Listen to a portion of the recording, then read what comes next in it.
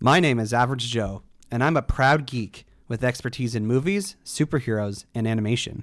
My name is Beef Pork Ribs. I'm a fine repository of esoteric knowledge, which I suppose most people would qualify as geeky.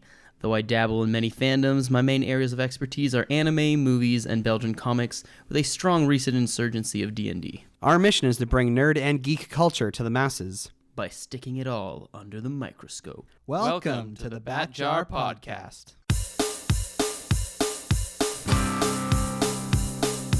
Movies, comics, graphic novels, TV, cartoons, animation, nerds are geeks, entertainment culture. Hear it on the Bat Jar, Nerdy Power. Nerds and geeks, come gather around the scene. Come and join us in the Bat Jar. Come and tune into Average Joe and his team. Lots of room here in the Bat Jar. When the newest nerdy news drops, these podcast pals put it under the scope. DC, Marvel, Disney, Star Wars, cinematic multiverses. Bat Jar, Nerdy Power. Hello there, and welcome to the Bat Jar Podcast, where we put nerd and geek culture under the microscope. And then we find another microscope, and we look at it again to see if there's any variantations. Variantation, is that a word? No, it's not. Maybe I should have done that in like Anakin Skywalker's voice, my little intro there, because people who may not know, the way I say hello there is meant to evoke the way Ewan McGregor says it as Obi-Wan Kenobi in the Star Wars movies. So maybe it would make sense if I was a variant of myself, I would say that line in the voice of a different character. But I guess Anakin probably wouldn't be distinct enough. It'd have to be like a Yoda or something.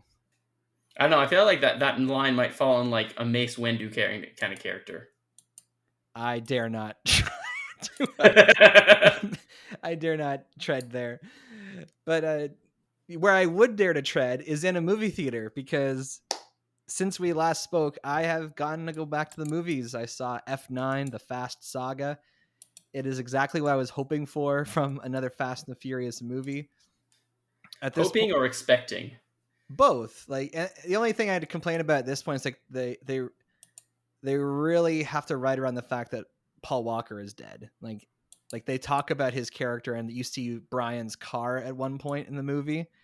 So I don't know how they're like, as the stakes keep getting, it's like the MCU problem. It's like, as the stakes get higher, it's like, why isn't every available person who can help with this around? Yeah, but I mean, I don't know.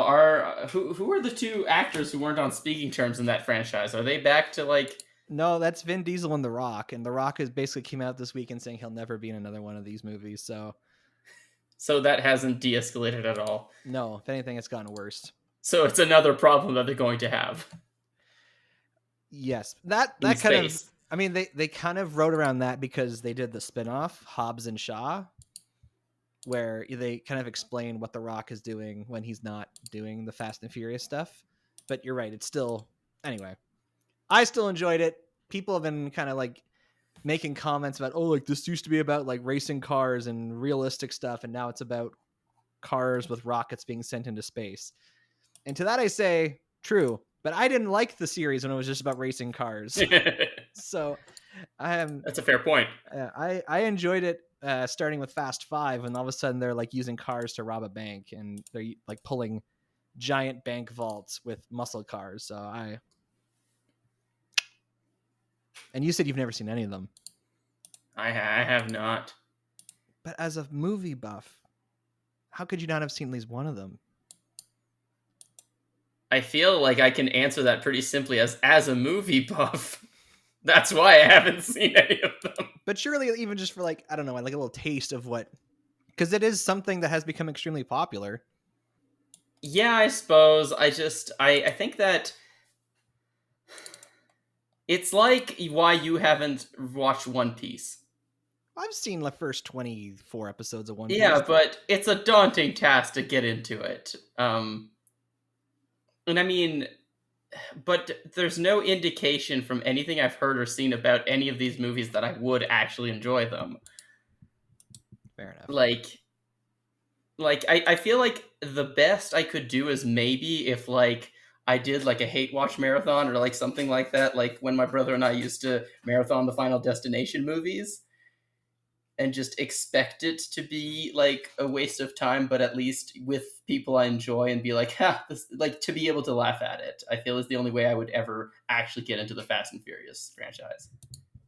I mean, it's interesting in the sense that it's a series that's now spanned 3 decades and it's maintained a lot of the same cast. But unlike Mission Impossible, which has now spanned 4 decades, if you think about it, with the one that's supposed to come out next year, that one kind of maintained the same tone more or less in the same style, whereas these ones have varied radically. And like the second one is more or less a spin-off because there's only one character from the first one. The third one is very much a spin-off.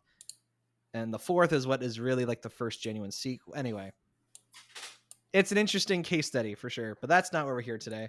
I'm sure there's a variant version of our podcast where all we do is talk about Fast and the Furious movies. And I'm not sure that variant exists. Well, we don't know for sure. That's kind of the problem. But we are here to talk about Loki, the third MCU series, which was announced years ago for Disney Plus. And has now appeared. It has appeared. I've always found it fascinating how many people love the character of Loki. Specifically, like the Tom Hiddleston MCU version of the character. I mean, it's Tom Hiddleston, and you're not a woman, so there's already a problem with you trying to appreciate him, I feel. But I don't know. I think I understand why people like Loki as a character. Okay, bring me into that, because I'm like, I don't have the right glasses.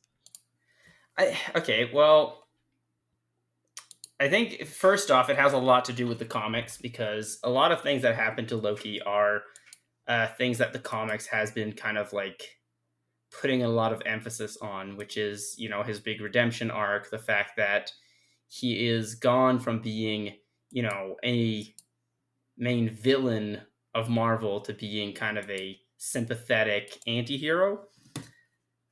So that's already something. I mean, he's God of Mischief.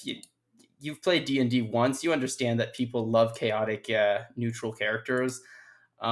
So there's that going on for him as well. And I think also just Tom Hiddleston, and this is like, I've discovered this mostly because Mjolnir is completely obsessed with him, and with Loki in the MCU. But like, if you do look through the Thor movies and manage to suffer through the disaster that was Dark World, Thor Dark World, yeah, Thor the colon. Don't forget the colon. Oh, sorry, the Dark World. Yeah, I couldn't remember if that was the name. For a second, I thought that was the name of the Transformers movie nobody liked, but no, that was Dark of the Moon, because they couldn't get the copyright to Dark Side of the Moon. Actually, actually, kind of hilarious. But yeah, I don't know. It was.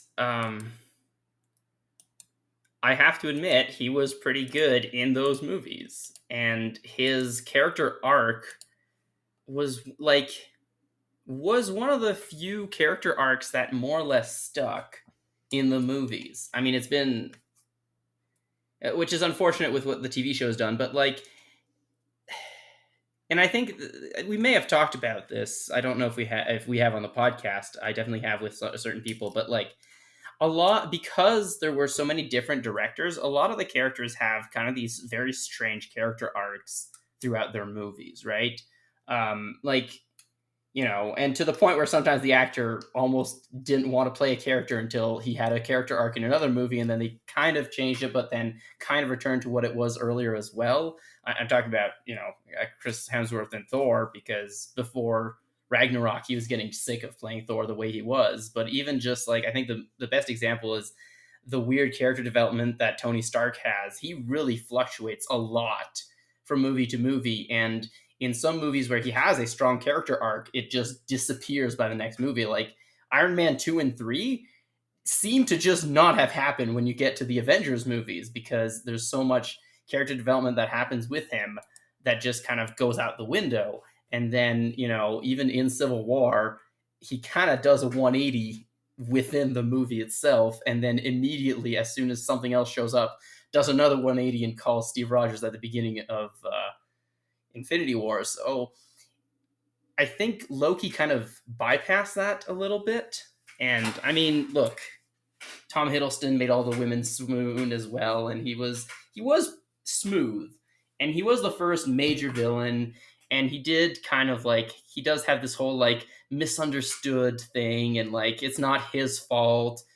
And I think that's the other thing, is they made a lot of effort, and this comes mostly for the comics, but the MCU does it too, to make him as sympathetic as possible.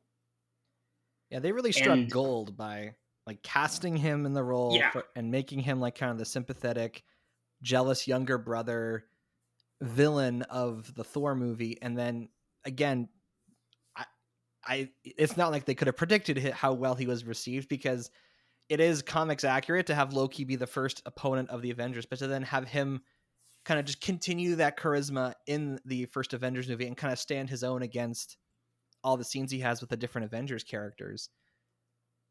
Like I can remember the 2013 Comic-Con, he like came on stage during the Marvel panel like in costume, and he just starts talking to the audience as if he's Loki, and everyone's screaming and having a good time. And I was like, what is going on?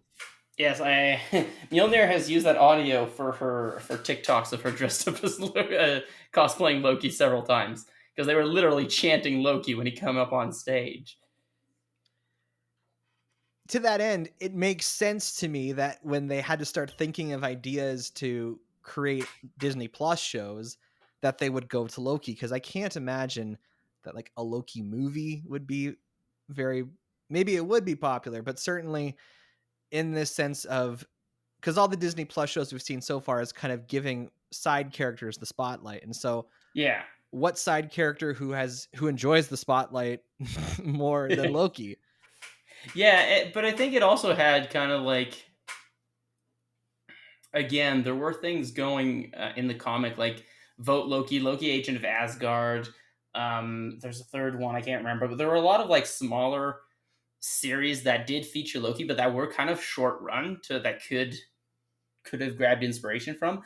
They don't really do it, but there was already like, since then, there's been proof that like Loki is able to hold a story, and especially kind of a side story, which I think is what, because this show was supposed to be the first one, I think it shows in the show that it is much less of a layover between movies or linking different events together, and a lot more of an actual show than the previous three have been, or the last two. Those ones have been more like limited series, like or mini series, whereas this is like kind of set more as like a TV show itself. Exactly, and I think like, again, I think that like WandaVision wouldn't have been able to hold more than like a season. It was definitely something that was going somewhere, and Captain America and the Winter Soldier probably wouldn't have been able to either. Like if I feel like something like Agents of S.H.I.E.L.D. worked because it was side characters, but also side characters who don't need to be there. And it's the same thing, like if we do eventually get like a Dark Avengers TV show, which is something that we talked about in our review of Black Widow, maybe being set up, and is also being set up in Snowy Owl. That could be a spin-off series that would entirely work on its own, right? And I think that Loki fit that bill more than most of the other side characters. And as someone who never really quite got all the fanfare around Loki, admittedly, as they're announcing all these shows, I was like, okay, well, I guess that'll be a thing. And it made sense to me that obviously, like, spoilers. Okay, we've spoiled Infinity War Endgame so many times. Like, it's been years. I'm sick of it. He dies in the first scene of Infinity War. And then there's in the flashbacks you see in Avengers Endgame, you see that there's the Loki from 2012 that gets away with the Tesseract. So, as soon as they announced the show, I'm like, okay, obviously this is meant to follow that Loki. And admittedly, my investment in the series was even lower. I'm like, well, this is a version of Loki that hasn't experienced the character development that he went through in the Thor sequels. Yeah. I'm like, so to be fair, they kind of fix that in the first episode. They do, but at the time, I was like, I'm not interested in like a Loki as a bad guy show. And it wasn't until they put out the first trailer and you see his interactions with like Owen Wilson and stuff where I'm like, oh, okay, this seems interesting now. Yeah. So I don't think this is a spoiler. Owen Wilson, surprisingly really good in this. Like, not that it's inherently surprising that that Owen Wilson would be good, but like he did a lot better considering what his character was than I thought it was going to be. Like in the first episode, I was very skeptical about it, but then I was like, no, actually, this really works. Speaking of what really works, it's time for the Blu-ray case description. Again, I have no idea if Disney ever plans to like put these series on physical media. But yeah, Beeper, give us the Blu-ray case description for what is now confirmed to be season 1 of Loki. Loki, you're in a lot of trouble. What do you want from me? Come on, sit down. Our timeline is in chaos. And you need the god of mischief to help. Loki is unpredictable. I know what I am. Good. Bad. Bit of both. Original series streaming Wednesday, June 9th, only on Disney+. In a time where the Avengers are creating crazy shenanigans that don't actually make sense according to their own rules they set up in their movie on time travel, meet the most popular version of Loki ever, 2012 Avengers, as he goes on to try to fix problems that are happening with time travel, but not with the Avengers. Also, we're setting up some villain that I'm not going to name.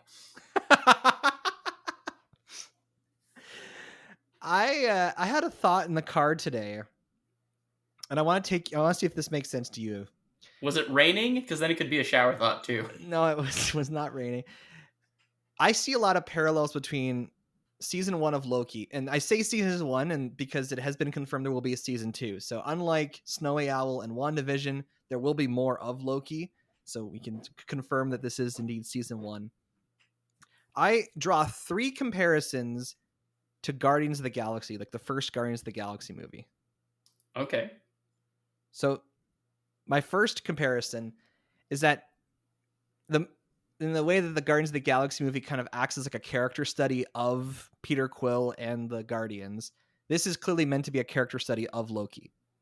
Like there's a lot of time spent getting in his head and trying to like understand like why he does things, and you learn things about his past, and you know you explore his personality in different ways, and of course alluding to things that are spoilery there.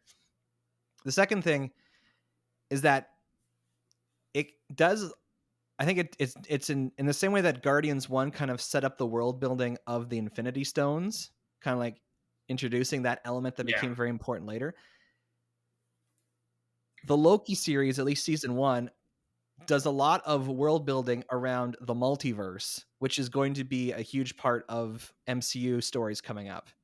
Yeah, but also in a different way, like I pointed out, in a different way than the other miniseries did, where it's not like explicitly, hey, look, this is a link to what's happening. And then my third thing is that this again will be spoilers, but it establishes a character who will be a prominent villain and for the story in going forward. Probably, yeah. So, in the sense that Guardians 1 became very foundational for the MCU, and if they hadn't made that movie, they wouldn't have been able to do the Infinity Saga well. I feel like this first season of Loki is really starting to like lay the groundwork for what this next 2 phases of the MCU is meant to be. Yeah, I think so too, and I think it'll work. I mean, I think there's also some other groundwork that was laid beforehand for doing Secret Invasion, but I don't know if that will actually work, and I actually kind of hope it doesn't. But yeah, no, that's definitely, especially now, like these are not spoilers. We've confirmed that, you know, the new Spider-Man movie and the next Doctor Strange movie are going to have to do with the multiverse. So like, it definitely is something interesting to set up. And the What If series, which is coming to Disney Plus in August. Right, and the What If. I had not heard about that until recently, and I had I had like a ton of conversation with one of our mutual friends about like what we should actually see. So far, my favorite that I've had so far is to have one episode where they reenact something in the Avengers, but where all the Avengers are being played by the actors who play the Justice League. Oh, that'd be fun. So like you get Thor as Jason Momoa, Henry Cavill as Captain America, like, you know, just that's as far as I got because I don't know, but Gal Gadot, I guess, would have to be Black Widow. I don't know. Yeah. That doesn't work as well as those two did. Those two worked really well, and then I ran out of ideas. Now, you talked about last week it really getting that Marvel fatigue again. Yep. And I was surprised when you mentioned Loki in there, because in my mind, Loki seems very different from what Marvel has done in the past. It is. And I did enjoy it for that. But it also kind of just, because of the way it ended, like, this isn't necessarily spoilers, but like the last episode has the most direct setup for things that are going to happen. That was kind of just like, and here we go. And like I do, like I did appreciate Loki for what it was, but it is still like a Marvel show. It's still around Marvel properties. You know, you still, you know, you can't help but watch it and say, oh, Mephisto is confirmed here. You know, there's a stained glass window of a demon in the first episode, I think, and I was like, that's Mephisto is the main villain. You know, but that's the thing. Like I found that I spent the first half of the first episode with Mjolnir just being like, okay, so who is this villain? And like going off who it could be and who we thought it was until, you know, it became super obvious. I mean, I don't think they actually say his name. Do they? They don't. Not directly, no. Yeah, okay. But, you know, but then it was like, oh, this is who it is. Fair enough, I guess. Well, I was talking to our podcast friend Philitron about the Loki series, and he kind of felt the same way, like that it didn't really have its own ending. It ends in a way that's like setting up other stuff. And I do understand there's a second season too. Yeah. But it still felt like a weak season finale. Yeah, and this is where I feel like the comic book origins of like this, you know, this world is like starting to like cause problems for it, because that is, if you've read comic books, you know, that's just sort of, you just get used to that. Like stories very rarely, especially like serialized kind of ongoing comics, they very rarely end in an organic place where you're like, like I am content now, right? Like they're always got to like keep you excited or keep you engaged for like the next thing they're going to do. And even those that are connected together aren't always, because I just remember like reading Avengers Disassemble followed by House of M, I think. Yeah, that's the order. And it was just like, yeah, there's kind of a conclusion, but not really. And it just kind of happens, and then things are there. Yes, I wonder if the Marvel fatigue you're feeling and that Philitron is feeling, especially that, I don't know, but I feel like it is tied to the fact that like it's a comic book universe, and it's never written in a way to have that kind of finality. Like there's all, like, even the way Endgame ended, it's like, yes, it is ending this story, but it's like there's so many seeds being planted for like what's next for the characters. And I don't know if this is the point where mainstream audiences just say, okay, I'm out, I'm done. Yeah. I feel like the MCU does that more than comics. Because really? I feel like comics is just, because there's so many of them, you know, all these seeds could be planted, but they're not explicitly planted in the actual series. If you know what I mean? Yeah, I guess that's fair. Like in one series in its run, if you're a comic fan, you're aware of other series that are happening in the periphery and that this might affect it.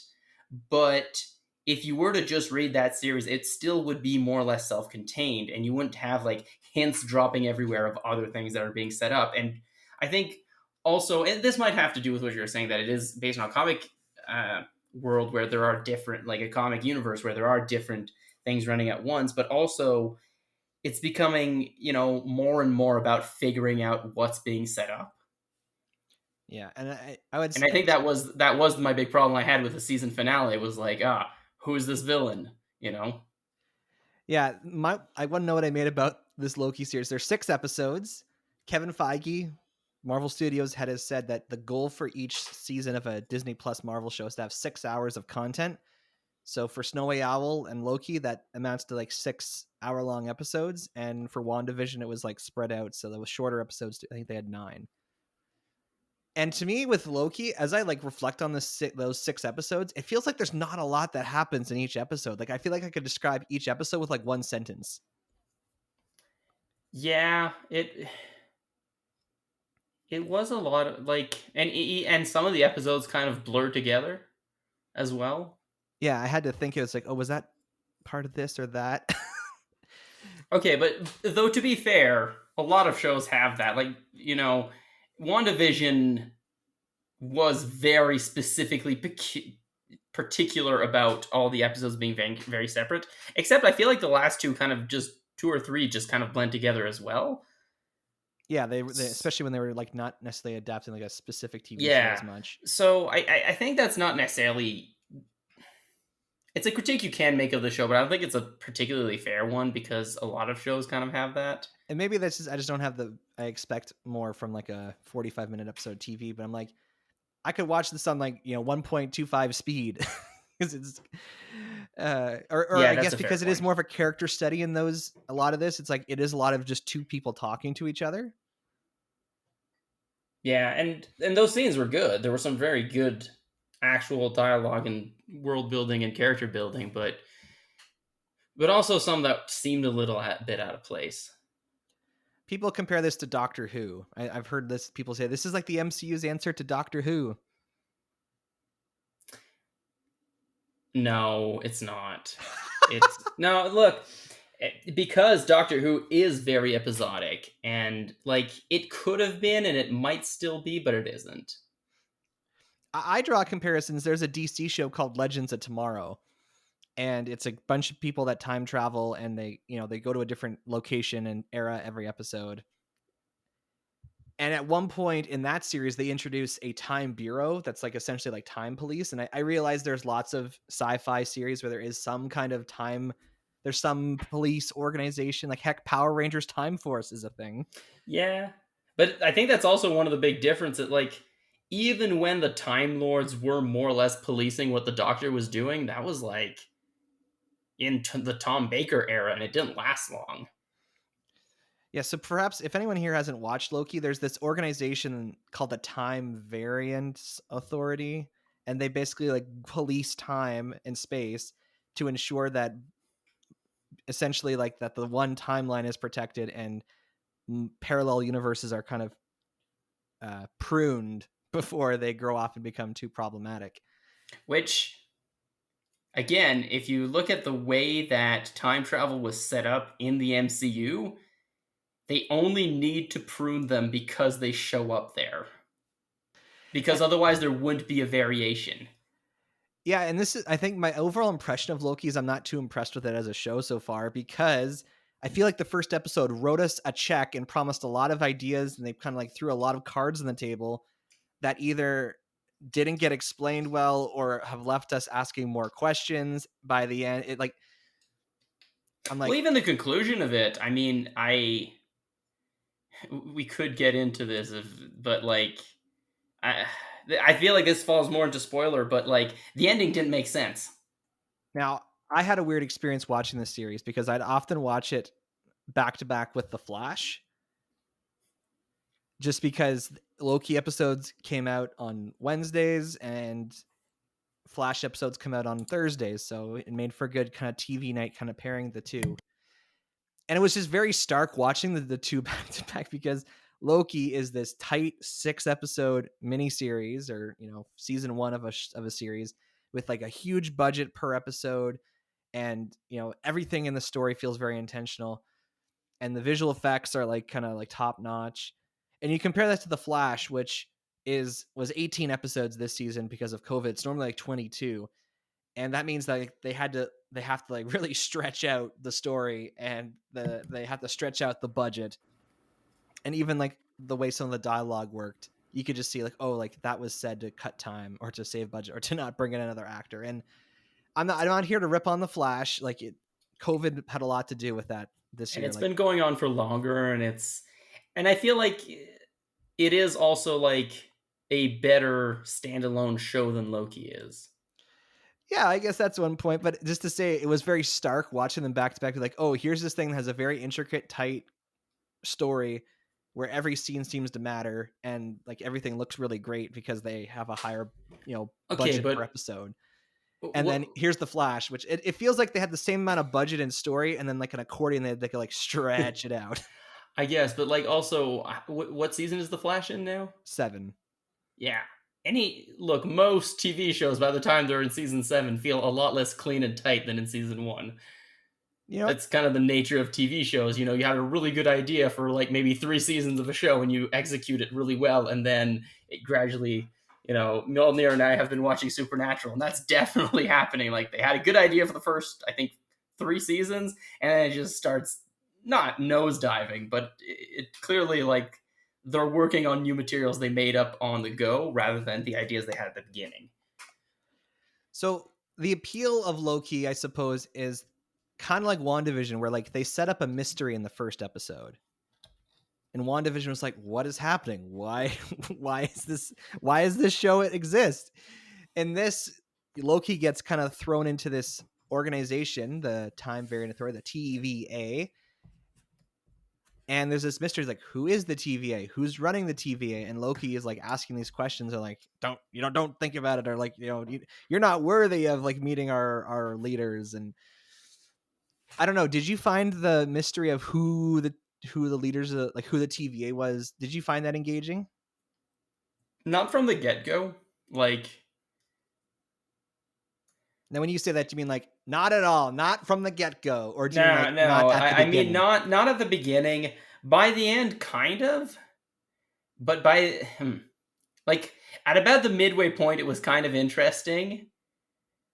And then afterwards, it was like, oh, but it doesn't matter anymore. So like I think it does go into what you were saying, that like the first couple of episodes promised a lot. And even the trailer promised certain things that we got very little of. Yeah, I'll admit, now we've been kind of complaining here. I will say the cat and mouse dynamic between this Loki and Owen Wilson's character Mobius, I found very interesting. And it's like, Loki's this trickster and you never know what he's going to do. And then this Mobius guy's like, I've read everything about you. Like, I know your whole life. I know I can predict your behavior. And Loki's like, well, can you predict my behavior? I don't know. I found their back and forth very entertaining. Yeah, no, their dynamic was very good. And also I feel like they more or less subtly, depending how much you were paying attention, slipped in a lot of like very positive character building based on what Mobius was saying. Like Mobius, and whether or not it was on purpose or is just because Mobius is a good person, like Mobius was becoming the brother Thor never was. Oh. No, but like he was being supportive, he was being accepting, he was trusting, and not trying to change who Loki is, but trying to get Loki to change. That's a good point. Yeah, and this is interesting. Like, just from a character study perspective, it's like we see Loki like fresh from his defeat in the Avengers, and he's like, "Oh, I'm gonna rule Asgard. I'm gonna rule Midgard. I'm gonna poo-poo on Thor." And then he kind of like gets the Ebenezer Scrooge experience, and essentially gets like told, "This is what's gonna happen to you." And I guess Thanos kind of got that too, actually, now I think about it, in Endgame. Like, he gets to see like where his actions will lead him. But unlike Thanos, who like was just more convicted, like, oh, I'm doing the right thing, I gotta do what I keep doing, Loki kind of takes a pause here, and he actually has to think about like, what do I really want? Yeah, and again, I think that the dynamic with Mobius helped with that, but also like, I don't think this is a spoiler. There are variations of Loki who are meeting other Lokis, like, and he meets other Lokis, and that also did help him grow. Yeah, and it's, again, I guess it's, if you're gonna make a character about a show about a character like Loki, who is kind of like very unique and charismatic and interesting, it makes sense to populate the cast with just more of that. And thankfully, these variations are mostly played by different actors, so it's not just a bunch of like Tamora Morrison playing all the clone troopers and like talking to himself kind of thing. Yeah, but honestly, I would have enjoyed a bit more of it. If it had just been more Tom Hiddleston's. I feel like, especially after Vision and after all of that, like I feel like there should have been at least like one scene of like Tom Hiddleston Loki talking to Tom Hiddleston Loki. That's a good point. But I feel like there's nothing else we can say without spoiling things. So, and there are some really juicy spoilers I want to dive into. So, it's worth a spoiler tag. We'll go inside the spoilerverse to protect anyone. So, if All you're, right. if time, there'll be a thingy in the show notes that'll tell you to skip around spoilers. But we are now inside the spoilerverse. Kang the Conqueror is the bad guy. Yes, and like it was announced a while ago that actor was going to be playing Kang the Conqueror in the new Ant-Man movie. Oh, I was unaware of that, but yeah, so it was, but his involvement in this show was kept a secret basically until that episode aired. Yeah, which I don't know. We're in the spoiler verse. He only had to control the timeline until the 31st century. After that, it didn't matter. Yeah, I guess this is one of my beefs with the Loki series. Like, I can't understand why they've gone to so much trouble to try and like create like, I don't know, like world building for the multiverse. Like, just say there's a multiverse. Like, you don't have to explain there's a multiverse. Yeah, like, no, I think that the TVA was a good, like, I think the TVA could have worked if it wasn't. It could have still been Kang the Conqueror, but if it was part of a greater plan that he had, or if it was like, it had to either not be somebody who's like, oh, I'm sick of this, I'm too old for this, I can't control the multiverse, so I'll just let it go, or be somebody who had an actual purpose in controlling the multiverse. Like, I feel like that was the most disappointing part of the finale, is that it didn't matter, and also all he had to do was keep this multiverse going until he discovered it and then decided not to, like, because otherwise, like, all he really needs to do is make sure nobody else discovers the technology that he discovered to communicate with different multiverses, and boom, no multiverse war. Like, yeah, that's literally pruning one timeline. Yeah, that's a good point. Like, just take away the opportunity for the universes to interact and like have the different versions, or like, or better yet, like, why don't you just kill the different versions of yourself? The different, because it's like, it seemed like the only problem was that the different Kangs from the different universes were, in conflict with each other. Yeah, and like, and that's the thing, and because he knows how to prune timelines, you can do the thing that the Avengers couldn't do and kill baby Thanos. He could just go kill himself. Now this is great for that actor, Jonathan Majors, I think is his name. He can now, like, he's played like a version, kind of like Tom Hiddleston. He's played a version of the character. And so then when he goes into the Ant-Man movie, he'll play like the main line, I am Kang the Conqueror, yada yada character. And it'll be like fun for him because he gets to essentially play different versions of the role. Yeah, no, it should be fun, but yeah, like you said, it didn't, like, I feel like the show was setting up for something else. Like, I don't know, the way the show was set up in the first few episodes made the end of it and the payoff feel kind of cheap.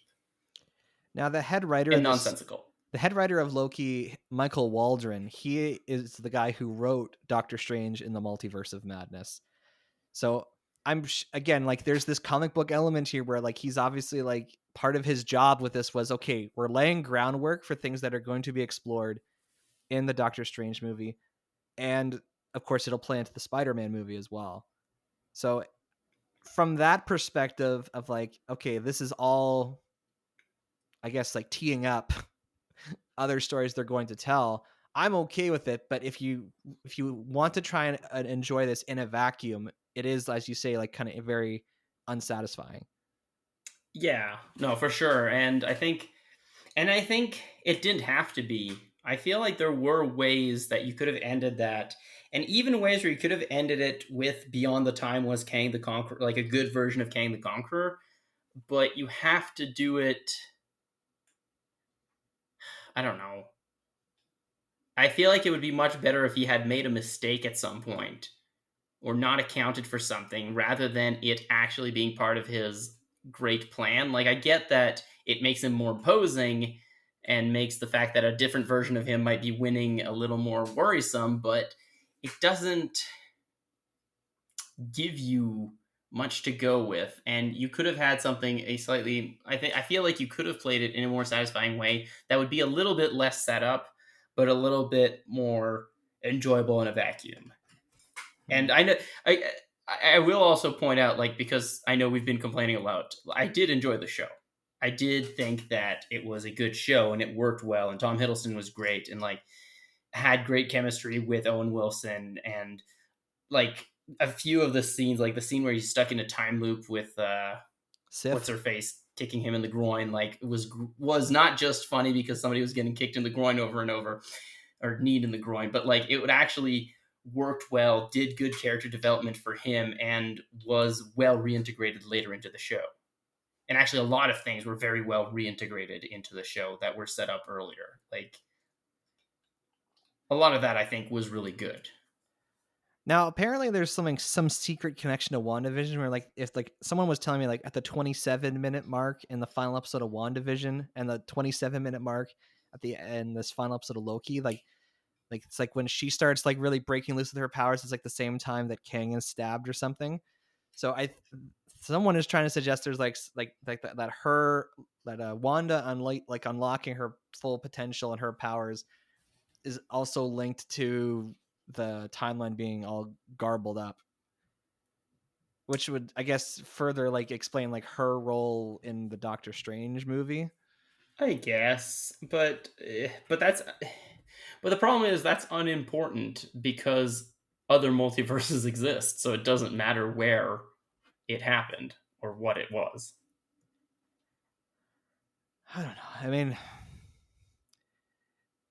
it's I feel like it's a very hard thing to accomplish here. We're asking for all these properties to kind of like exist as its own thing for us to enjoy, but then also like have meaningful connections to the larger world.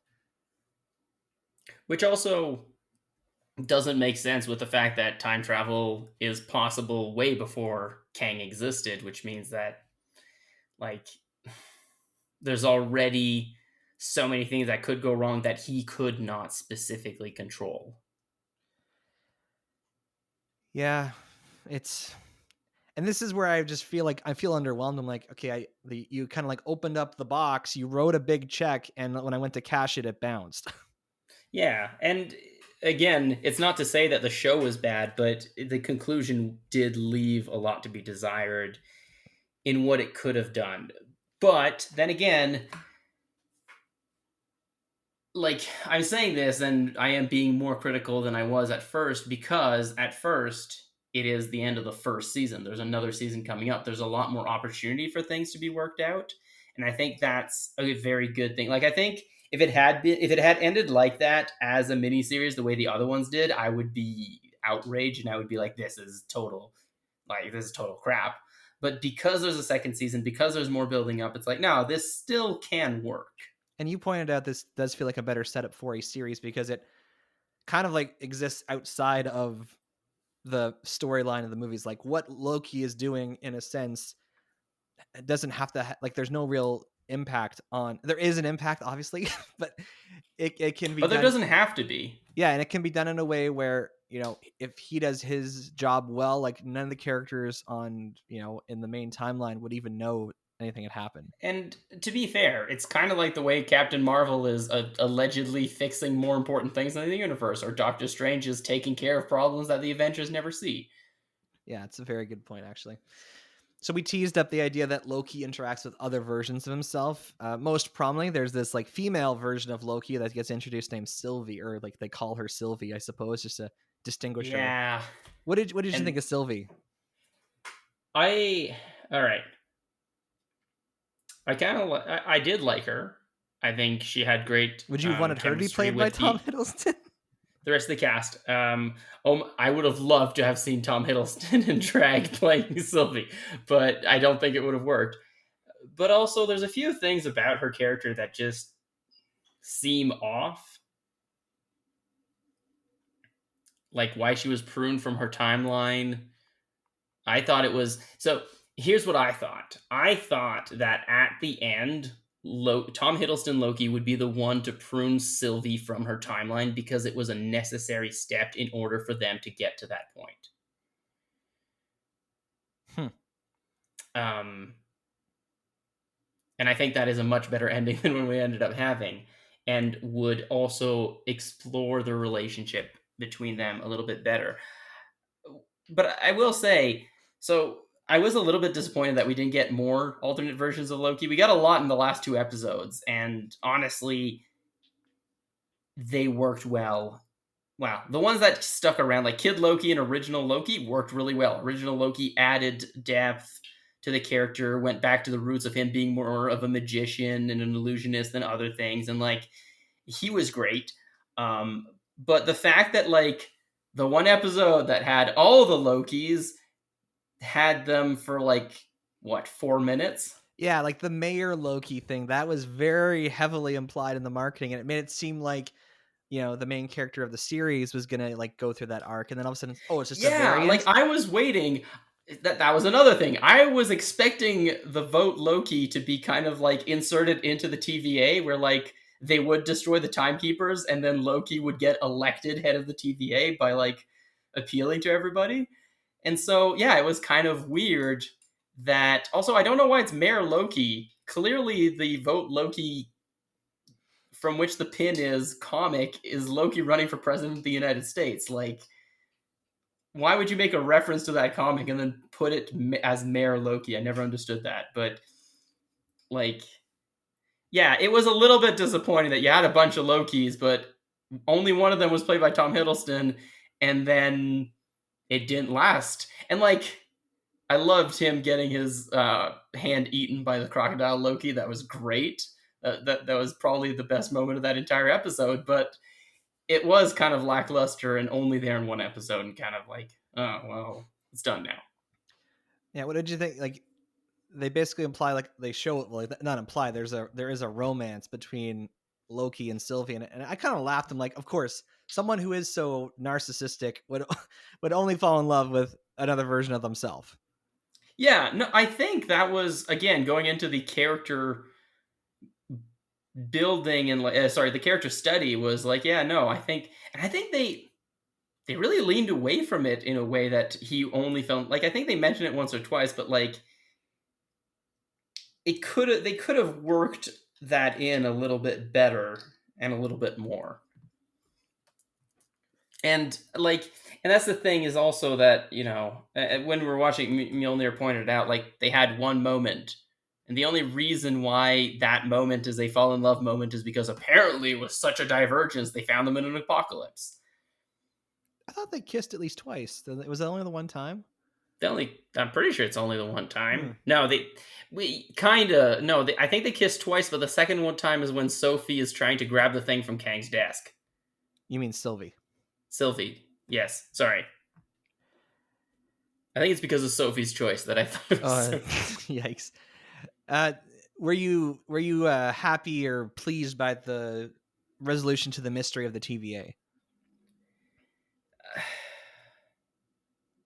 As he sighs. Yes. So yes, until we figured out who and what it was. Like, the idea of it being one person pruning the timeline carefully to try to avoid some greater thing. Yeah, I'm fine with that. And that it wasn't the 3 timekeepers, and that they're just like a myth, even though I think they do exist in Marvel lore. But like, I was fine with that. But then the reasons why he was doing it and how easily he was giving up on it was kind of lame. And the fact that all the people who work at the TVA are variants, like, was that surprising for you? No, not at all. I saw that one coming. Oh, really? I wasn't expecting that, but I guess I didn't. I never for once believed that TVA was real, even when they had Tara Strong as a cartoon clock trying to describe the world and like what the TVA is, and like, no, this seems sketchy. See, I think I would have liked it better if it was just Miss Minutes. And people were joking about that, and even in the last episode, like, it's okay. So I get that she's like serving Kang, but it seemed like the way she was talking to Loki as if she was like. Yeah, that's the thing. Like, they made her have a level of artificial intelligence in the last episode that was clearly far beyond what she had ever had before.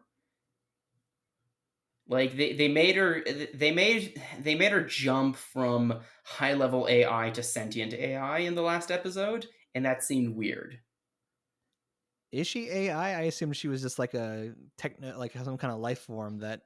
Maybe. I don't know, but I always but that's the thing. I pictured her as an AI at the beginning, but then in the last episode, she started doing things like lying and being sentient and like inventing things, and it's like, oh, this is totally different than the level of cognition you were demonstrating earlier in the show.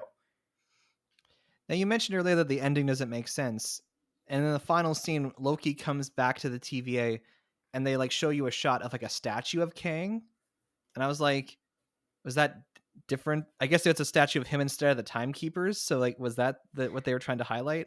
See, it feels like the implication is that Kang the Conqueror, as Kang the Conqueror, the evil bad guy, ended up winning, but that doesn't make any sense because what happened to trigger that wouldn't have been avoided otherwise. Yeah, I was kind of confused because I'm like, you see him get stabbed, and then you see like the branches started going off from the timeline. I'm like, And okay, multiverse is being recreated, but then somehow the TVA still exists, and like it seems like Mobius had like forgotten, or as if like the timeline had been reset for them. And considering the amount of Lokis that are variants, I feel like that would be a thing no matter which Kang is in charge of the TVA. You'd still get a lot of Lokis who are variants because he is the god of mischief. He is the most likely person to throw a wrench in anybody's plan. So you'd assume Mobius would still know what a Loki is. Yeah, I was just confused. I'm like, I don't know, maybe I wasn't paying attention enough when I was watching. It was like, are they showing us the statue? Is that their way of saying like something is clearly different from before? Also, he was wearing a variant jacket. They would have noticed that instead of asking him what, or maybe wait, was he still wearing the variant jacket? Maybe he wasn't at that point. Well, and even so, it's like if the multiverse exists and it is one where like Kang is just in charge, would the TVA, like, what purpose does the TVA serve if we're cool with the multiverse? Why would there need to be a TVA? Well, and that's why I think it's a different Kang 1 for reasons. And the TVA is still operational and is going to have to get shut down. But, and I don't know, like, I feel like there's this thing, like a friend of mine showed me a video in which they kind of talk about how, in all likelihood, Doctor Strange, as well as the Ancient One, knew about the TVA. Oh. Because they knew the rules of time traveling. Oh, yeah, that's a good point. And Doctor Strange looked at all the different variations in the timeline. Well, if he looked at all the different variations on the timeline, then all he would have seen was it being repruned into one. Interesting. And, and yes, okay, he was using the power of the Time Stone, which is less powerful than the TVA, so maybe not, but it's like, I can't remember the whole thing. There were a lot of other things, but it's like, it would stand to reason that at the very least the Ancient One, but probably Doctor Strange as well, knew about the TVA in some regards or other. And that means that there's a possibility that there's I feel like there will be a direct link between the TVA and Multiverse of Madness. Right. And apparently Loki will appear in that. To what extent, I don't know, and I'm guessing it'll obviously like impact. Which Loki though? Look, I hope they bring back OG Loki in the Multiverse of Madness, because I really enjoyed him. Yeah, and Richard E. Grant is he's a fairly, I don't know much of his work, but I understand he's kind of regarded as like a famous actor. So yeah, I can't think of. I know I've seen him in other things. I can't think of them, but like it worked. So coming around now to our final thoughts, we're outside the spoilerverse. I said this somewhere in this episode, but it feels like Loki in the first episode wrote a big check with a lot of promises that I like took to the bank and tried to cash, and it bounced back saying that there wasn't enough money to pay for the check. Whilst I agree with that, I will say that I still have hope because there is more than one season. And that's still part of my, like, I think my final thought is This was a good series and a better setup to a serial TV show than the other ones. And so I'm still holding on to hope that it will still be able to give some satisfactory answers and some satisfactory endings. Now, is it fair then to compare this to Snowy Owl and WandaVision? Because Well, it's a weird thing too, because it was supposed to come out first, right? from what I remember, Falcon and the Winter Soldier was supposed to be first. I think this Okay. was always meant to be the third. I don't know, but either way, I think that no, I don't think you can, because it inevitably will bring up spoilery things, I think, if we compare them. But I think that it does, both as a standalone, even though it's not fully a standalone. I think as a standalone show, it works better than either of the other two. But I still think that Falcon and the Winter Soldier is better. But I actually think that the ending of it was less shoehorned than WandaVision was. Going back to my comparison to Guardians 1, when I think of what that movie accomplished in terms of the character study, the kind of world building for the story the long-term story they're telling, and for introducing a major villain, I think it did a really great job of the character study. I think it made me think a lot of questions about the world building, but at least it kind of it did that, and now it's letting me see the new Spider-Man, the new Doctor Strange, the What If series in a different light. And then the villain, that one I'm like, sure. I'm not. But then again, it's not like Thanos in Guardians of the Galaxy was like, oh my gosh, I can't wait to see him in other things. He was just sort of there. I mean, a lot of people did feel that way, but only because they knew who he was. And I feel like that's kind of the same thing with this villain, is it's an exciting prospect that this character is now in the MCU, but is it actually going to be exciting? Yeah, I'm not sure. So without all that being said, this is kind of an unfinished product because there will be more of the series. But if I had to give a Bat Cookie rating to Loki as it stands, I'd probably, I gave Black Widow last week a 3 out of 4. I'd probably put this maybe a 3.2 out of 4 Bat Cookies. Yeah, I'm gonna give it the same 3.2 out of out of 4. Yeah, it wasn't amazing, but it wasn't bad. It was just, and I think the other thing is it got more disappointing the more I thought back on it. Yeah, that's not a good sign. So maybe we should wrap this up. I will also say, this show gets major props for bringing one of my favorite voice actors, Tara Strong, who I met in 2013, into the MCU. Her character didn't have a whole lot to do in the series, but whenever she was there, it brought great joy to my ears, and seeing her name in the credits. Yeah, and also, honestly, I feel like the dynamic between Owen Wilson and Tom Hiddleston was on par, if not superior, to any of the other kind of dynamics that were explored in the other shows. Would you say he's on par with Loki and Thor? It depends which movie you're talking about, because that also wildly varies. But yes, I would say it's on par. So Loki, season 1 is airing. It has all its episodes out on Disney Plus. So if you don't have Disney Plus, this might be your chance to check it out. We would normally go into the Batch and look in our mail, but we have none. If you want to reach the show, you can send us an email at batjarpodcast@gmail.com. Or you can tweet us at The Bat Cookie Jar. You can find the Bat Jar Podcast wherever you listen to podcasts, including YouTube, because we got a channel. Share our posts on Facebook, write reviews, give our shows a rating. This will help all people join us inside the Bat Jar, and we appreciate it dearly. So this is normally when we would go inside the Bat Jar to pull out a topic, and I don't think we'll be pulling anything out of the Bat Jar for a while now, because there's a lot of content kind of crashing down upon us. Space Jam: A New Legacy is out. We're going to cover that next week. The Suicide Squad comes out the week after that. What If for the MCU comes out the week after that. Mjolnir's having a baby in there at some point, so Beeper is definitely going to be off the charts for some time. Yep. As is normal.